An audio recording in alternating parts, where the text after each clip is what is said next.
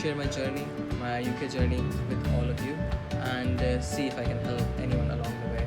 That's the motive. Through my UK journey, as I was preparing for it, and once I have started working in the UK, I've realized that there are a lot of queries, a lot of questions, a lot of misconceptions as well people have regarding the journey itself and the process itself. So I'm here to help you if I can and impart information as much as I can.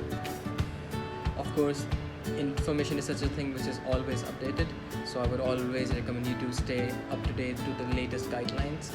I will also link some of the websites in the bio below.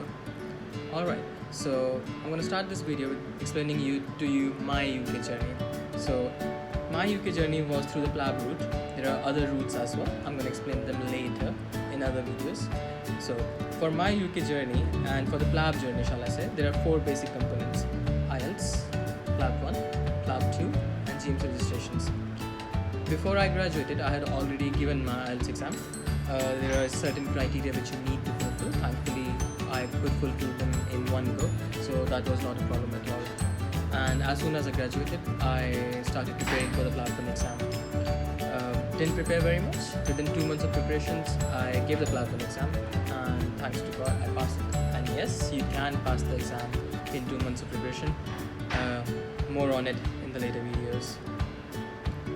Then I went on a vacation after my exam, came back to India, and then I started working in a multi-speciality hospital as a resident doctor, while at the same time fetching information about PLAB 2.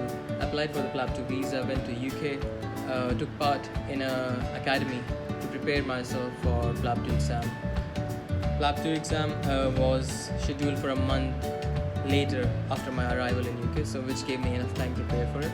So I had 2 months to prepare.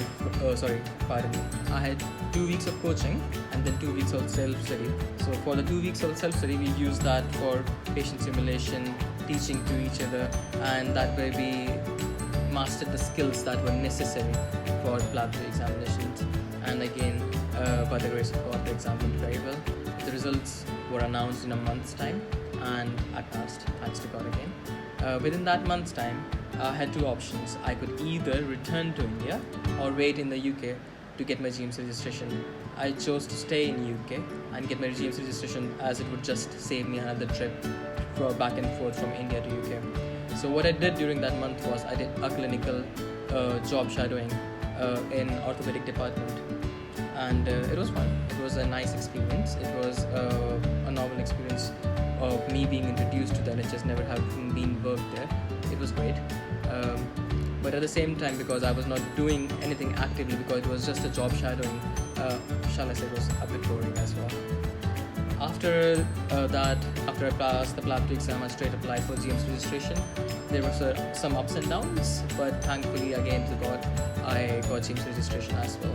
After that, I came back to India after the ID check at GMC, and came back to India, and while working in the hospital again as a resident doctor, I started giving interviews to apply for different posts in UK. I wanted to work in medicine, so thankfully I got interviews in medicine and other specialties as well. For interviews, I used 2 pathways, namely NHS jobs, and I used another agency as well. So they were both very helpful. I got interviews through both of them, and thankfully to God again, I cracked all of those interviews and got the specialty I wanted. I wanted to work in medicine, and I got it. So that was my UK journey. Now I know it is a lot of information. I know I have thrown at you a lot of different terminologies. I'm going to break it down further in detail in another videos. But to rewind, 4 components: IELTS, PLAB 1, PLAB 2, GMC registration. That is the necessary pathway for a PLAB journey. And thanks for watching. If any questions, please feel free to ask. Thank you.